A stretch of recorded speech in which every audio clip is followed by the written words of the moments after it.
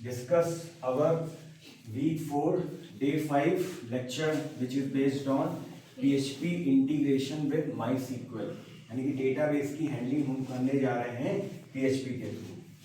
We have our week 4 day 5 crude operations in PHP via MySQL. ठीक है, तो MySQL को पहले हमें समझना होगा ताकि हम डेटाबेस को बना सकें. ठीक है, तो हम यहाँ पर एक XAMPP सर्वर यूज करेंगे. XAMPP सर्वर के थ्रू हम यहाँ पर अपने डेटाबेस की हैंडलिंग करेंगे, डेटाबेस बनाएंगे.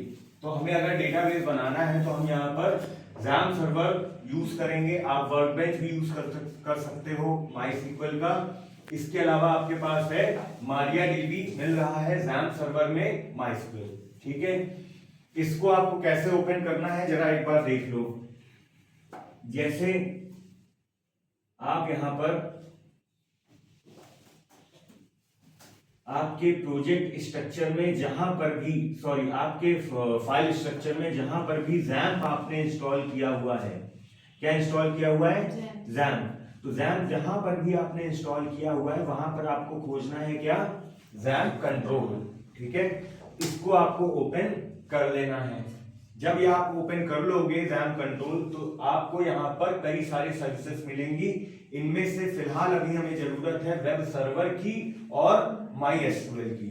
ठीक है, वेब सर्वर ताकि आपका सर्वर एक्टिव हो सके और MySQL क्योंकि हम वहां पर डेटाबेस की हैंडलिंग कर रहे हैं, डेटाबेस बना रहे हैं.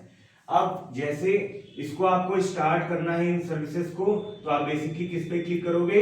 वेब सर्वर स्टार्ट करोगे और MySQL स्टार्ट करोगे और यहीं पर आपको बता दिया जाएगा कि किस पोर्ट नंबर पर आपका ये पर्टिकुलर सर्विस चल रहा है. तो MySQL आपका चल रहा है 3306 पर. HTTP का पोर्ट होता है 80, HTTPS का पोर्ट होता है 443, जो कि आपका वेब सर्वर है, जो कि आप लोकल होस्ट वेब ब्राउजर पे चलाओगे. ठीक, इतनी बात क्लियर हो गई.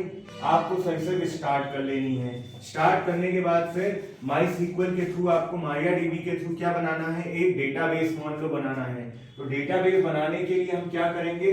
अपने एडमिन पैनल पे आएंगे. किसके? phpMyAdmin. XAMPP के phpMyAdmin के पैनल पर आप आओगे.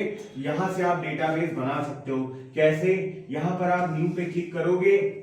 ठीक, तो आपके पास एक फॉर्मेट आ जाएगा जहां पर आपके पास डेटाबेसेस होंगे, वेरियस डेटाबेसेस हैं. आपको नया डेटाबेस बनाना है तो यहाँ पे डेटाबेस का नाम दोगे और क्रिएट कर लोगे.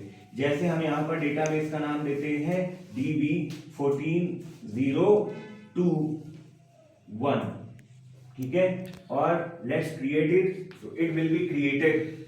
Now if you want to create queries, you can create queries like this via SQL tab. अगर आप एक नोटपैड के थ्रू सिंपल आपने कोई एक नोटपैड ओपन किया, इसमें अपनी क्वेरी दे दी, कुछ भी क्वेरी जो आप क्रिएट कर रहे हो, टेबल ऑल्टर कर रहे हो, अपडेट कर रहे हो, डिलीट कर रहे हो, जो भी आपको काम करना है SQL का, वो आप यहां से नोटपैड पे बनाओ और उसको .SQL नाम से सेव कर लो.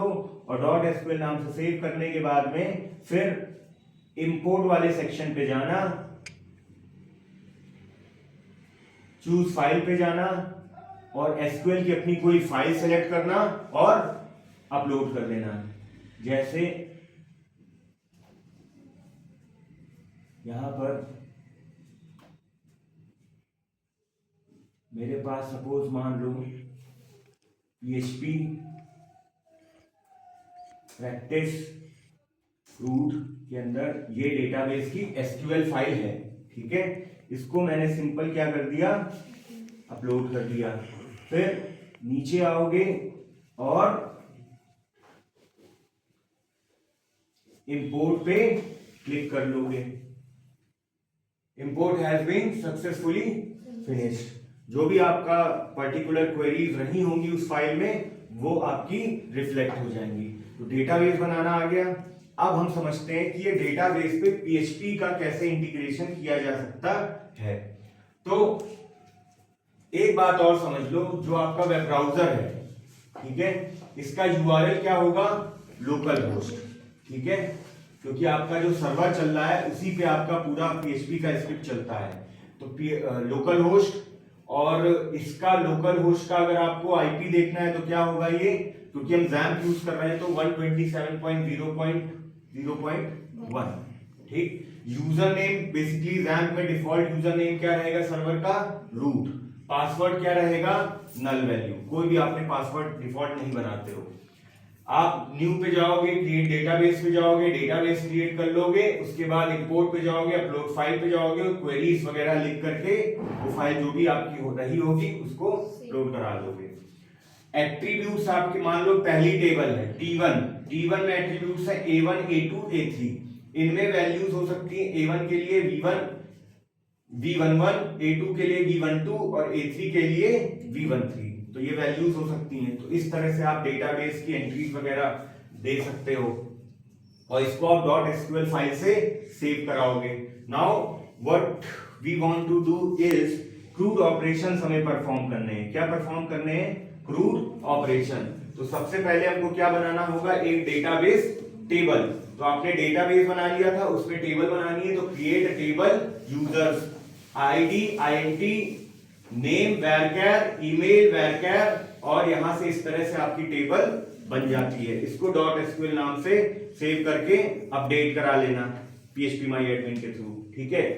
अब मेन काम आता है जो हम PHP का हम सीख रहे हैं। अभी तो ये सब चीजें आपको आनी चाहिए। अब PHP की स्क्रिप्ट में ये डेटाबेस की हैंडलिंग कैसे होगी।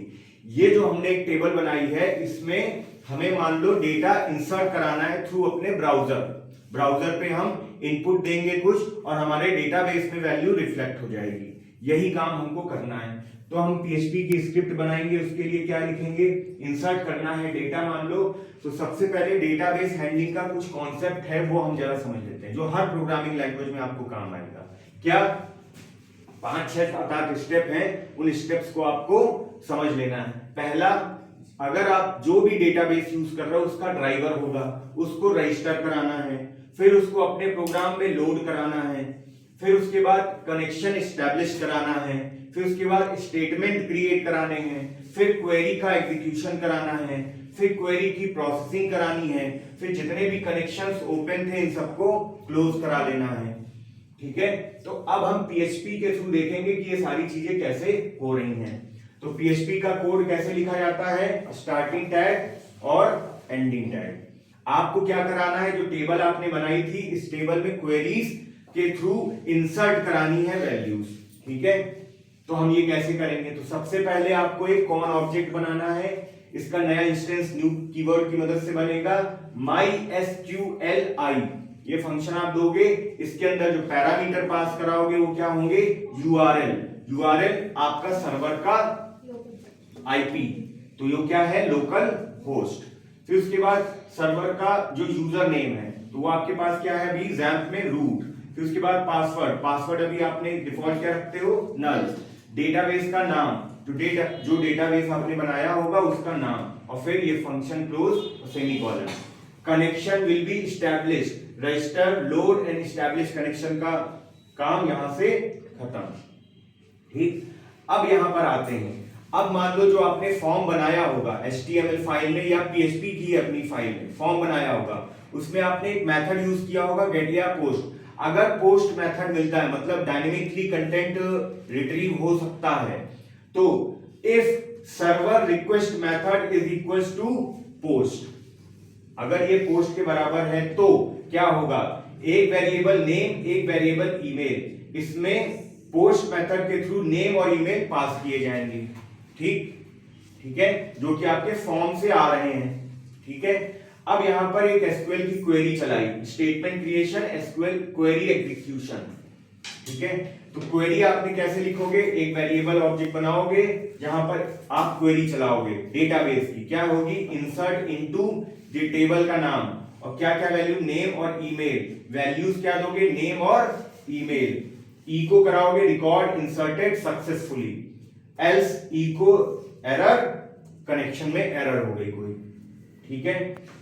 ये बात समझ में आई। और सारे अपने पैरामीटर्स क्लोज करते हुए PHP की ये स्क्रिप्ट क्लोज करोगे। इसको सेव करा लो index.php नाम से।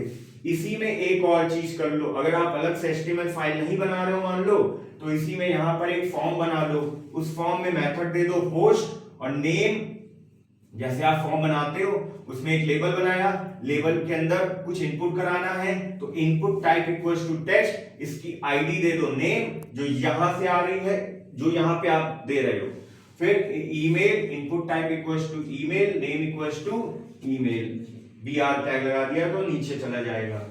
फिर सबमिट बटन और वैल्यूज को ऐड यूजर दे दो और फॉर्म को क्लोज करा लो, index.php नाम से सेव करा लो। तो आप पर्टिकुलर कोई डेटा इंसर्ट कराना चाहोगे अपने डेटाबेस में, इंसर्ट हो जाएगा। क्या इसको एक बार करके देखा जाए? तो हम सबसे पहले कहां जाएंगे,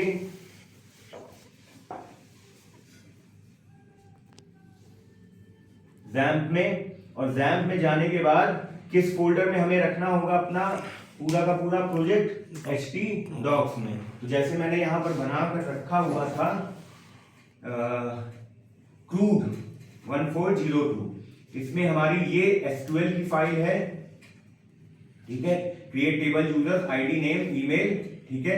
इसके बाद इंसर्ट करने के लिए हमने क्या किया, simple PHP con new MySQL local host root DB 1402 database का name, if server request method equals to post name email, तो उसके बाद कॉन क्वेरी ट्रू, तो रिकॉर्ड इंसर्टेड सक्सेसफुली, एक फॉर्म बनाया, फॉर्म को क्लोज किया, ये बात समझ में आई, ठीक है। अभी इतना, ठीक। अब जरा इसको करते हैं, तो हम यहां पर कहां जाएंगे, अपने ब्राउजर पे। ब्राउजर पे हमको क्या लिखना है, लोकल होस्ट, सबसे पहले तो URL, लोकल होस्ट के बाद यहां पर आप क्या दोगे, CRUD 1402, ठीक है, सॉरी ये गलत हो गया क्या, रूट 1402 और इंडेक्स ins.php, ठीक। अब जैसे ही पहले से इसमें डेटा है तो वो भी हमारा शो हो रहा है, इसमें हम ऐड कराते हैं यूजर, ठीक है। तो जैसे मैंने लिखा HIM और यहां पे लिखा HIM123@gmail.com, ठीक है, ऐड यूजर। तो देखो जैसे ही मैंने ऐड कराया तो यहाँ पर रिट्रीव वाला भी अभी हम आगे पढ़ेंगे, उसको कैसे करते हैं वो यहाँ पे दिख रहा होगा, और डेटाबेस में भी आपके रिफ्लेक्ट हो गया होगा। लेट्स सी अवर डेटाबेस, तो इसको रिफ्रेश कर लो, ये हमारा डेटाबेस था, इसमें ये वैल्यू देखो अपडेट, ये वैल्यू अपडेट हो गई। इसके बाद अब अगला ऑप्शन है हमारा इंसर्ट करने के बाद रिट्रीव करने का।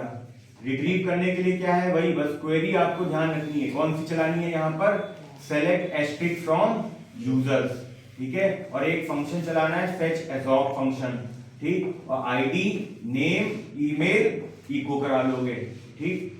उसके बाद अपडेट डेटा, तो अपडेट डेटा में क्वेरी चलेगी अपडेट यूजर्स, ठीक है, और उसके बाद यहां पर डिलीट डेटा, तो डिलीट डेटा में क्वेरी चलेगी डिलीट फ्रॉम यूजर्स, ठीक है। तो इस तरह से आपका ये क्रूड खत्म होता है, ठीक है। Thank you.